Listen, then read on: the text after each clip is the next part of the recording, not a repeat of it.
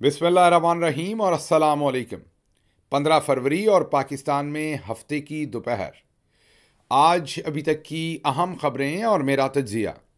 सबसे पहली खबर आपके सामने अडयाला जेल से रखते हैं, जहां से खबरें आ रही हैं कि फवाद चौधरी और शुएब शाहीन एडवोकेट के दरमियान कोई झगड़ा हुआ है, जिसमें फवाद चौधरी ने थप्पड़ मार दिया है शुएब शाहीन एडवोकेट साहब को, जिसकी वजह से वो ज़मीन पर गिर गए और ज़ख्मी हो गए। ख़बरें तो और थी बहुत सारी जब हम ये वीलॉग रिकॉर्ड करवाना शुरू करने लगे थे, लेकिन ऐन उस वक्त ये खबर आई है अडयाला जेल से। सोशल मीडिया के ऊपर रूनमा हुई, नादिया खटक का एक वीडियो मैसेज देखा और उसके साथ साथ समी इब्राहिम साहब का ट्वीट देखा, जिससे मालूम पड़ा कि ये सब कुछ वहाँ पर क्या हुआ है।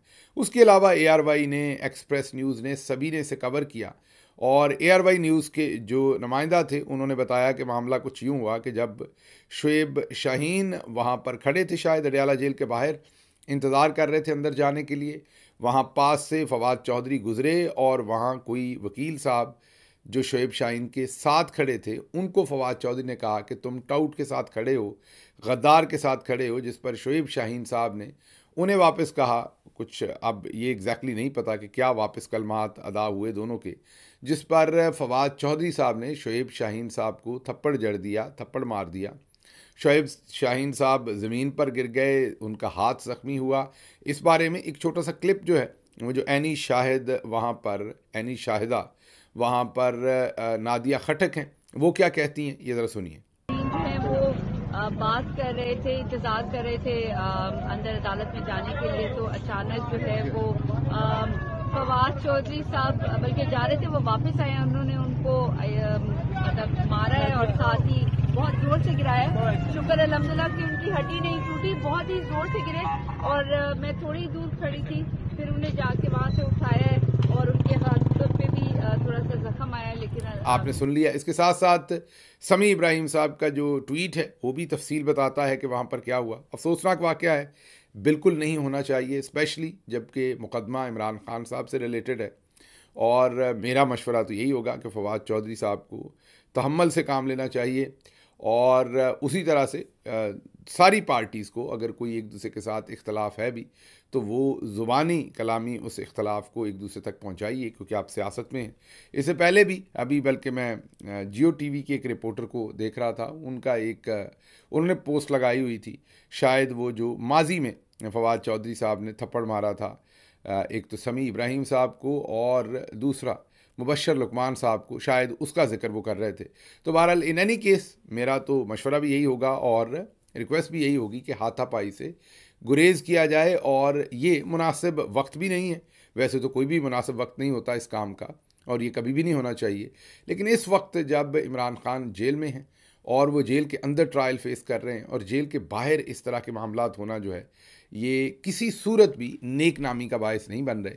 तो मेरी बहुत ही इल्तमास होगी इस सारे मामले के अंदर, मैं क्योंकि वहाँ पर मौजूद नहीं, जो अमूमी लग रहा है वो तो यही लग रहा है कि फवाद चौधरी साहब ने ज़्यादती की है। जो मैंने आपको कहा कि क्योंकि हर खबर का एक दूसरा पहलू भी हो सकता है, अभी मेरी ना तो शुएब शाहीन साहब से बात हुई है, ना फवाद चौधरी से, ना वहाँ पर किसी एनी शाहिद से मेरी बात हो सकी, क्योंकि मैं I was about to record this vlog जब ये खबर पहुँची। लेकिन जो अभी तक की मालूमात आई हैं उसमें तो ये लग रहा है कि शायद पहल जो है वो फवाद चौधरी साहब ने की है। तो इन एनी केस ये बदकिस्मती है, ये नहीं होना चाहिए। अब बढ़ते हैं अगली खबर की तरफ।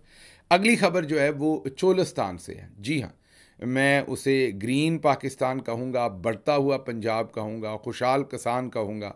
अब मुझे नहीं पता कि इस खबर को कैसे ब्रेक करना है, क्योंकि इस खबर को कोई किसी तरफ भी ले जाएगा और अपनी मर्ज़ी करेगा। खैर, कल ये हमें खबर मिली थी कि आर्मी चीफ मरीम नवाज़ और दूसरे हकूमती ओहदेदार चोलिस्तान का दौरा करेंगे, जहां पर वो ग्रीन पंजाब इनिशिएटिव का इफ्तिताह करेंगे।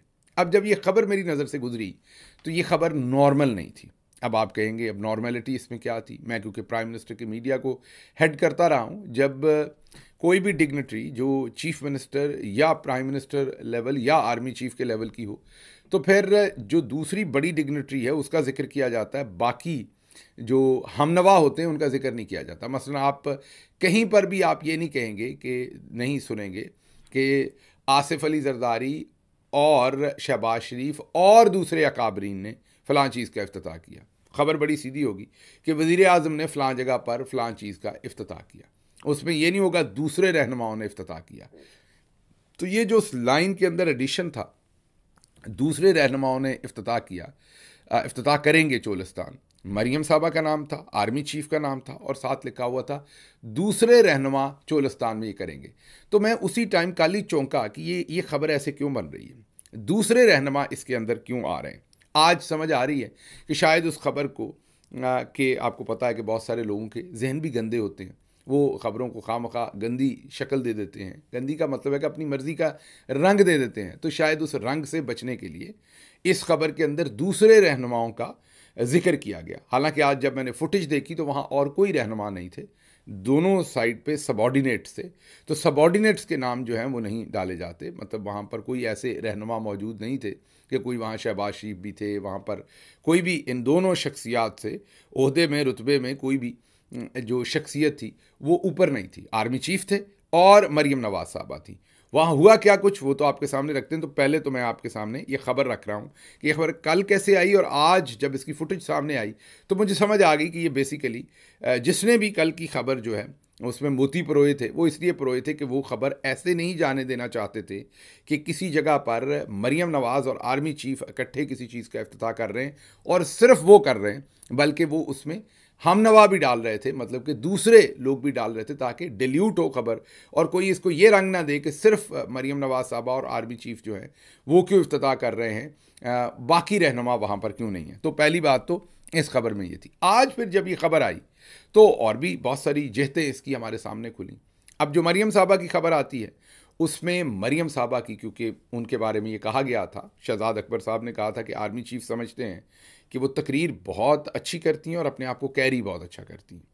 तो एक तो आज उन्होंने अपने आप को बहुत अच्छा कैरी किया, लेकिन आज ये नहीं पता मुझे कि वो normally she is very confident, लेकिन आज शायद क्योंकि यूनिफॉर्म वाले लोग बहुत सारे इर्द गिर्द थे तो मरियम बाजी जो है वो थोड़ी शर्मा रही थी, थोड़ी सी शायद वो कंफर्टेबल नहीं थी। लेकिन फिर ये भी मेरा आइडिया गलत हो सकता है क्योंकि सफदर भाई भी तो मिलिट्री में थे, तो वर्दी कोई नई बात तो नहीं है बाजी के लिए, मतलब कि कोई ऐसा नहीं है कि उन्होंने वर्दी पहली दफ़ा देखी है। तो कहने की बात यह कि बहरहाल शर्मा रही थी काफ़ी। जो तस्वीर मैंने तो वो तस्वीर नहीं बनाई, फिर 50 मुकदमे दर्ज कर देते हैं, कह देते हैं कि जी तस्वीर, तो ये तस्वीर जो वहाँ से जारी की गई मैं सिर्फ वो आपको दिखा रहा हूँ। तो उनमें मुतअद्दिद जगहों पर बाजी मरियम जो है वो ब्लश कर रही हैं, शर्मा रही हैं। उन्होंने ग्रीन जोड़ा पहना हुआ है, बहुत ही ग्रीन, पाकिस्तान के झंडे से भी ज़्यादा ग्रीन। ग्रीन ही जूता उन्होंने पहन रखा है, ग्रीन ही ज्वेलरी है, और वो मेकअप जो है वो फिर जो हमारे ज़राए हैं बाजी मरियम के साथ काम करने वाले, उनसे जब मालूम किया गया तो नॉर्मली बाजी का मेकअप उनके घर पे ही आर्टिस्ट करते हैं, और वो हायर्ड एक आर्टिस्ट हैं जो उनका मेकअप जो है वो उनके घर पर करते हैं। लेकिन आज ये जो इवेंट था जहाँ जाना था तो मेकअप के लिए वो कहीं पहले तशरीफ़ लेकर गई और वहाँ पर 2 से 3 घंटे उन्होंने गुजारे जहाँ पर उनका मेकअप हुआ, वो तैयार हुई। बिल्कुल चीफ मिनिस्टर हैं, ज़ाहिर है तैयारी भी अच्छी होती है, होनी चाहिए। उसके बाद जब वो इस इवेंट पर तशरीफ़ लेकर गई और इसकी फुटेज आई तो जो सबसे इम्पॉर्टेंट चीज़ हमें समझ आई इस फुटेज में से, और उससे हमें इसकी जहद का भी अंदाज़ा हुआ या ये कितनी अप स्केल ख़बर है उसका हमें अंदाज़ा हुआ, वो ये हुआ कि मरियम साहबा की जब भी फुटेज आती है रोज़, उसमें मरियम साहबा की तकरीर होती है, उसमें तालियां होती हैं और उसमें म्यूज़िक ज़रूर होता है। जब मरियम साहबा बातचीत जब सोशल मीडिया पर भी रिलीज़ हो या टिपिकल मीडिया में भी रिलीज़ हो, तो सोशल मीडिया में खुसूसी तौर पर मरियम साहबा जब बातचीत कर रही हों तो उनकी तकरीर के कुछ बाइट्स ज़रूर सुनवाए जाते हैं जहाँ पर वो पंच लाइन्स कुछ कहती हैं और पीछे म्यूज़िक ज़रूर चल रहा होता है ताकि ज़रा थोड़ा सा वो टिकटॉक का माहौल और वो जाज़िब बने। तो मरियम साहबा की कभी भी वीडियो गूंगी नहीं आती। कौन सी नहीं आती? गूंगी मैं उस वीडियो को कहता हूँ जिसके पीछे ना कोई तस्वीर, ना कोई म्यूज़िक होता है, ना कोई आवाज़ होती है, बस एक आध सेकंड के लिए तालियां बजने की आवाज़ आती है। उन वीडियोज़ को मैं गूंगी वीडियोज़ कहता हूँ। ये सिर्फ टर्म मैं यूज़ कर रहा हूँ तो आपको ये ना लगे कि मैं किस चीज़ को गूंगी कहता हूँ, तो ये आपको बताने के लिए। तो मरियम साहबा की कभी भी जो PR कैंपेन होती है या उनकी जो फुटेज आती है वो गूंगी नहीं होती। आज इस इवेंट से वो फुटेज गूंगी आई, उसमें सिर्फ 1-2 सेकंड के लिए तालियां बजी, ना कोई म्यूज़िक है। ये आपको जो हम दिखा रहे हैं इसमें हमने कोई इसकी आवाज़ बंद नहीं की, ये ऐसे ही है, ना कोई म्यूज़िक है, ना कोई इसके अंदर आवाज़ है, ये गूंगी है पूरी वीडियो, और सिर्फ एक आध जगह पर ताली 1-2 सेकंड की बज रही है, जहाँ पर वो भी आर्मी चीफ ने पहले इनिशिएटिव लिया, उन्होंने ताली बजाना शुरू की, फिर बाजी मरियम ने बजाई और वो शर्मा गई लज्जा के साथ। मुझे ये नहीं समझ के क्यों आज इतना शर्मा रही थी।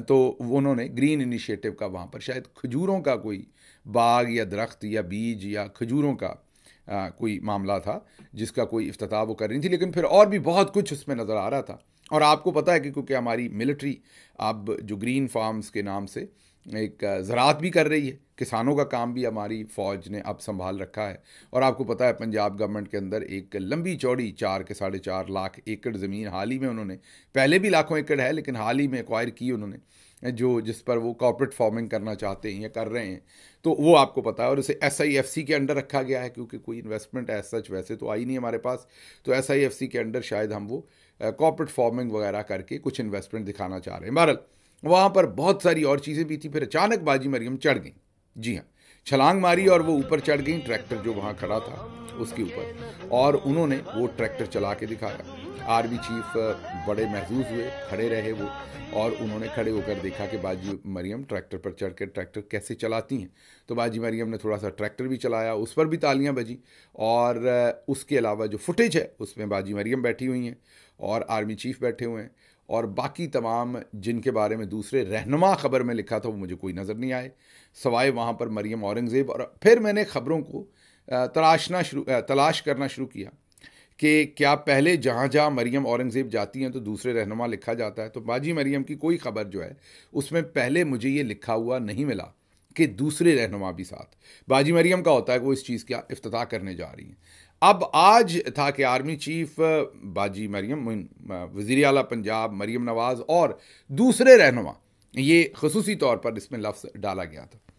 उसके बाद जैसा मैंने आपको कहा कि वीडियो गूंगी थी, तो जिससे फिर मैंने सोचा कि गूंगी वीडियोस कहाँ से आती है, तो मुझे फ़ौरन याद आया कि DG ISPR साहब की जो वीडियोस होती हैं वो गूंगी होती हैं। और फिर परसों आर्मी चीफ की जो इंटरेक्शन स्टूडेंट्स के साथ हुई थी वो भी गूंगी वीडियो थी। तो फिर मुझे समझ आई कि ये जो गूंगी वीडियोज़ की प्रोडक्शन है ये ISPR की तरफ से आती है।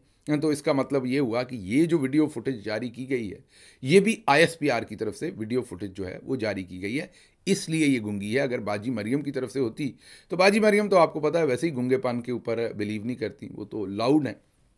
और जैसा कि शहजाद अकबर साहब ने कहा कि वो अपने आप को कैरी भी बहुत अच्छा करती हैं और वो तकरीर भी बहुत अच्छी करती हैं। शहजाद अकबर कहते हैं कि ये आर्मी चीफ कहते हैं, और वो आज लग भी रहा था। और बल्कि नून लीग के एक मशीर जो हैं मरियम साहबा के, उन्होंने तो बाकायदा इसके ऊपर ट्वीट लिखा। नून लीग के अपने ओहदेदार हैं वो, मरियम साहबा ने उनको पोजीशन दे रखी है, उन्होंने ट्वीट लिखा कि जब पंजाब के 2 शेर, अब हालांकि एक शेर होना चाहिए, एक शेर नहीं होना चाहिए, पता नहीं क्यों ये इनके अपने ओहदेदार, इनके अपने कैबिनेट के या करीबी लोग जो हैं वो मरियम साहबा की सिंफ चेंज कर रहे हैं, जेंडर चेंज कर रहे हैं। अब शेर तो नहीं कह सकते, नवाज शरीफ साहब को अब शेर कह सकते हैं, मरियम साहबा तो शेर नहीं होंगी, शेर तो नहीं होंगी वो। तो उन्होंने लिखा कि पंजाब के 2 शेर जब मुस्कुराते हैं तो दूसरे लोगों को बड़ी आग लगती है, ये उनका ट्वीट था। तो लिखना तो यही चाहिए था कि पंजाब का शेर और शेरनी, लेकिन उन्होंने शेर लिखा। तो बहरहाल ये जो चोलिस्तान में बाजी मरियम, चोलिस्तान काफ़ी वैसे तो गर्म इलाका है लेकिन सर्दियों में बहुत ही, मैं अपनी बता रहा हूँ, अब आपको ज़रूरी नहीं कि बाजी मरियम को या दूसरे लोगों को भी ऐसा लगता हो। चोलिस्तान मुझे सर्दियों में बहुत खूबसूरत लगता है, सहरा मुझे बहुत ही खूबसूरत लगता है, भला लगता है, क्योंकि गर्मी नहीं होती, सन्नाटा होता है वहाँ पर, एक तन्हाई होती है। चोलिस्तान के इलाके में अगर आपका कभी जाना हो, और ज़रूर जाइए सर्दियों में, मुझे तो वो बहुत रोमांटिक भी लगता है। हालांकि वहाँ दूर दूर तक दरख्त नहीं होते, लेकिन वहाँ का एक फ़ायदा भी है कि अगर आप थोड़ी दूर गाड़ी पे निकल जाएं तो कोई चरिंद परिंद इर्द गिर्द नहीं होता। तो अगर आपने तन्हाई महसूस करनी है, प्राइवेसी महसूस करनी है, या आपने कोई शेर व शायरी करनी है, सोचना है, या आपने कोई लिखने पढ़ने का काम करना है या रिसर्च करनी है, कुछ भी करना है, तो that is the best area I would say, जिसमें जाके आप अपना तहकीक का काम कर सकते हैं, या वैसे फैमिली के साथ जाना है या सुकून कर सकते हैं। तो Cholistan is a very beautiful area, specially वैसे तो उसकी एक अपनी खूबसूरती है समर में भी, लेकिन विंटर में क्योंकि गर्मी नहीं होती तो आप उसकी खूबसूरती को 4 चांद लग जाते हैं। और स्पेशली अगर आप पूरे चांद की रात जो है वो चोलिस्तान में गुजारें तो वो और भी एक भली बात लगेगी। तो आज खैर ये ग्रीन कॉर्पोरेट का इनिशिएटिव, वहाँ पर मरियम नवाज़ आर्मी चीफ और ये सारी जो खबर थी ये हमने आपके सामने रखने की कोशिश की। अच्छा, उसके बाद अगली हमें जो इत्तलात मिली वो मरियम औरंगज़ेब साहबा की भी कोई फुटेज हमें नज़र आई। मरियम औरंगज़ेब साहबा ने लाहौर में एक इफ्तिताह किया फूलों का, बर्फ़बारी का। लाहौर में बर्फ़बारी हमें समझ नहीं आई, तो पता ये चला कि आर्टिफिशियल फोम ऊपर से फेंक रहे हैं और उससे बर्फ़बारी का समा पैदा किया जा रहा है। अब ये इतना पैसा लगा के लाहौर के लोगों को आर्टिफिशियल बर्फ़बारी दिखाना ये समझ से बाहर है, क्योंकि ऐसा तो है नहीं कि पाकिस्तान के अंदर कहीं बर्फ़बारी होती ही नहीं है। पाकिस्तान कोई ऐसा मुल्क है कि जहाँ बर्फ़बारी उन्होंने देखी नहीं। मरी है, लोग जाते होंगे और बहुत सारे लोग देखते होंगे, लेकिन चले बहरहाल आपकी जो मर्ज़ी, आप बारिश बरसाएं, आप शर्माएं, आप बर्फ़बारी चलाएं, आप ग्रीन इनिशिएटिव करें, आप हरे कपड़े पहने, आप शर्माएं, आपको लज्जा आए, आप जो मर्ज़ी करें वो आपकी मर्ज़ी है, मैं तो उस पर कुछ नहीं। लेकिन जब मरियम औरंगज़ेब साहबा ने उसका इफ्तिताह किया तो जो खुद उनकी प्रेस रिलीज़ थी उस पर लिखा हुआ था कि वज़ीर आला पंजाब की तरफ से उनकी सरबराही में ये काम किया गया, तो उस खबर ने भी मुझे काफ़ी चौकन्ना किया कि कहीं फुटेज में वज़ीर आला पंजाब तो नज़र नहीं आ रही, तो फिर मरियम औरंगज़ेब उसका इफ्तिताह कर रही हैं, तो लिखना चाहिए था कि मरियम औरंगज़ेब ने इफ्तिताह किया। तो ये क्या, तो पता चला कि वहाँ पर मरियम साहबा ने पहुँचना था, लेकिन वो चोलिस्तान में बहुत थक गई और जब वापस आई तो उन्होंने फिर, उनकी तबीयत ने साथ नहीं दिया, शी वॉज़ वेरी टायर्ड, और उन्होंने फिर फैसला किया कि उन्होंने इस तकरीब में नहीं जाना, और इसलिए उन्होंने मरियम औरंगज़ेब साहबा को भेजा और उन्होंने उनके बिहाफ पर वहाँ पर जो है ये जो इफ्तिताह किया। अच्छा जी, अगली खबर जो है वो आपके सामने रखेंगे। तुर्की के सदर का दौरा था और हमारी दो मुअज़्ज़ज़ ख़वातीन जो हैं उनका कंडक्ट है। अगेन औरत कार्ड ना निकाल लीजिएगा, आसमा शराजी साहबा हमारी बहन सरकारी हाजन फ़ौरन औरत कार्ड निकालती हैं कोई बात भी करें, और हकूक़ उन्हें सारे मर्दों के बराबर चाहिए जो कि उनका हक़ है और मिलने भी चाहिए उन्हें, लेकिन जैसे ही आप उनके प्रोफेशनल पेशा वराना कंडक्ट के ऊपर तनकीद करें तो वो फ़ौरन औरत कार्ड निकाल लेती हैं। इतनी जल्दी हिंदुस्तानी जो रेफरी होते थे वो पाकिस्तानी हॉकी के प्लेयर्स के ख़िलाफ़ रेड कार्ड नहीं निकालते थे या येलो कार्ड नहीं निकालते थे।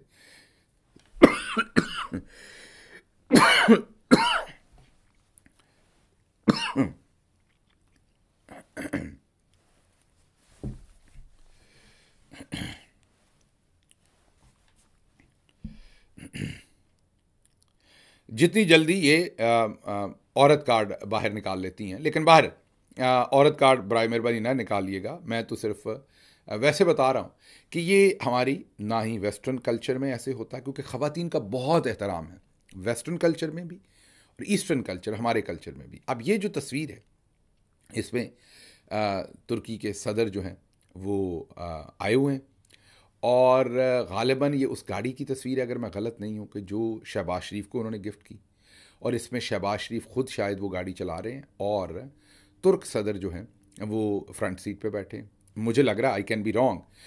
और इसमें पिछली सीट पर जो हैं वो बाजी बैठी हैं, दरमियान में एक तुर्क बैठे हुए हैं और साथ एक और ख़ातून है। अब ये मुझे तरतीब समझ नहीं आई, क्योंकि बाजी ने हमें बताया था नैब जब वो जाती थी कि वो नामहरम मर्दों के सामने थोड़ी सी अनकंफर्टेबल होती हैं। फिर हमने वो हैंड हग वाला मामला देखा, दोनों हाथ जो अमराती सदर के साथ वाक़या पेश आया। फिर हमने हाल ही में उन्होंने दोबारा दोनों हाथ जो हैं वो अर्दगान साहब के हाथ पे भी रखे और उन्होंने हाथ झटक दिया, वो भी देखा हमने। अब इस तस्वीर में ये मैंने दोबारा कहा कि अगर मरियम नवाज साहबा, जैसा कि इनकी एक और बहन भी है, इनकी बेटी हैं, हम कभी ये तज्जिया नहीं करेंगे वो कहाँ बैठी हैं, कैसे बैठी हैं, हमारे लिए बड़ी मोहतरम है ये, क्योंकि चीफ मिनिस्टर हैं, एक पब्लिक ऑफिस होल्ड करती हैं, तो दिस इज़ आर बिजनेस कि ये हमारी रवायात की अमीन हों। और मैंने दोबारा कहा कि ये वेस्टर्न रवायात में भी ये दुरुस्त नहीं है और ये ईस्टर्न में भी दुरुस्त नहीं है, जितना ये जुड़ के फंस के बैठी हुई हैं उस गाड़ी में, और इनकी कोई मजबूरी नहीं थी उस गाड़ी में बैठना। प्राइम मिनिस्टर को गाड़ी गिफ्ट दी है, ये उसमें बाहर रह लें, हर जगह पर इन्होंने छलांग मार के ज़रूर चढ़ना है, ट्रैक्टर पर भी इन्होंने चढ़ना, हर चीज़ पे इन्होंने चढ़ना है। तो ये मेरी बहन हर चीज़ पे ना चढ़ें, साइड पे बैठ जाती, या ऐसी अरेंजमेंट कर लेती कि वो खातून इनके साथ बैठ जाती, जो तुर्क खातून दूसरी तरफ बैठी हुई हैं, लेकिन ये फंस के बैठी हुई हैं। और यही तस्वीर जो है ये किसी PTI की तरफ से आई होती तो नवाज शरीफ साहब ने कहना था कि हमारी औरतें तो जलसे में मौजब होती हैं, इनकी औरतें तो नाचने वाली हैं, इनकी औरतें तो ठुमके लगाती हैं। तो ये ऐसे अल्फाज खुद दूसरों की औरतों के बारे में इस्तेमाल करते हैं। तो ये लगातार मायूब हरकतें मरीम साहबा की तरफ से culturally as a chief minister हो रही हैं। वैसे मुझे कोई प्रॉब्लम नहीं, फिर औरत कार्ड ना निकाल लीजिएगा। और दूसरी मायूब हरकत मैंने आपको पहले भी बताई थी, दूसरी शहजादी साहबा ने गाड़ी चलाई थी। हालांकि वो भी वेस्टर्न और ईस्टर्न दोनों कल्चर्स में मायूब समझा जाएगा। एक खातून जो है उसको ड्राइवर बनाना, बेटी को हमारे कल्चर के हिसाब से और वेस्टर्न कल्चर के हिसाब से भी एक लेडी को, जिसे आपने फर्स्ट लेडी डिक्लेयर किया हुआ है, वो पाकिस्तान की फ़र्स्ट लेडी जो है वो ड्राइवर बन गई तुर्क सदर की। तो ये कोई शान शान हरकत नहीं है। हाँ चलें, सदर जरदारी ख़ुद चलाएँ, शहबाज शरीफ चलाएँ, वो ठीक है, वो एक दोस्ती का ज़मर आएगा। वो एक ख़वातीन तो ना वेस्ट में ना ईस्ट में इस तरह की सर्विसेज ख़वातीन प्रोवाइड नहीं करती। उनको तो ऑनरेबली ड्राइव अराउंड किया जाता है पिछली सीट पर या अगली सीट पर बैठाकर, जो भी उनकी जगह बनती हो। तो ये मेरी हैरानी के लिए काफ़ी है कि तुर्क सदर का ये दौरा था, इसमें दोनों शहज़ादियाँ जो हैं वो जो हमारे और वेस्टर्न दोनों कल्चरल नॉर्म्स हैं, ख़ुसूसी तौर पर ये जो पोजीशंस दोनों होल्ड करती हैं, एक ऑफिशियली फॉर्मली फ़र्स्ट लेडी हैं और एक चीफ़ मिनिस्टर हैं। तो ये दोनों जो हैं, ये पाकिस्तान के साथ जो हो रहा है वो हम इसके ऊपर मज़ीद क्या बात करें। अच्छा जी, अगली खबर जो है वो इरफान सिद्दीकी साहब ने कहा है कि इमरान खान के ख़त लिखने पर उन्हें हैरानगी है। 300 सफ़ों का ख़त जेल में से कैसे लिखा जा सकता है? एक तो ये पढ़े लिखे नहीं, ऊपर से ये कोशिश नहीं करते। अब 300 सफ़ों का जो ख़त है वो इमरान खान साहब ने जेल में से बैठ के नहीं लिखा। उन्होंने अपना 1 या 2 सफ़ों का ख़त लिखा और उसके साथ 300 सफ़ों के सबूत उनकी पार्टी ने साथ लगाए, क्योंकि अंदर से इमरान खान साहब ने कहा कि तमाम सबूत साथ लगाएं। तो जब वो तमाम सबूत लगे तो वो 300 सफ़ों के बन गए। तो अब उन्होंने कहा कि 300 सफ़ों का अंदर बैठ के कैसे लिखा। अभी हाल ही में एक टाउट कह रहे थे कि अंदर तो उनके पास कलम दवात ही नहीं है, तो उन्होंने कैसे ख़त लिखा। शायद साले जाफ़र साहब कह रहे थे। तो एक तो ये पढ़े लिखे नहीं, ऊपर से कोशिश नहीं करते। अभी तक 1970 और 80 की दहाई में इन्हें समझ नहीं आती कि ये क्या करना है। अच्छा जी, वी न्यूज़ ने प्रेशर के ऊपर ज़ुबैर अली ख़ान सहाफ़ी हैं, उनको नौकरी से निकाल दिया है। भरपूर मज़म्मत करते हैं ज़ुबैर, बड़े तगड़े सहाफ़ी हैं, सच बोलते हैं और चीज़ों को बड़े खुले खड़ाक के साथ सामने रखते हैं। फिर आर्मी चीफ़ की ख़बर के ऊपर भी हम बात करेंगे, लेकिन वो अब अगले व्लॉग में करेंगे, व्लॉग लंबा हो गया। एक ख़बर जो उन्होंने सहाफ़ियों को दी, वो क्यों दी, कैसे दी, उस पर अगले व्लॉग में बात करते हैं। मुझे यहाँ से इजाज़त दीजिए। अल्लाह आपका हामी और नासिर हो। पाकिस्तान जिंदाबाद।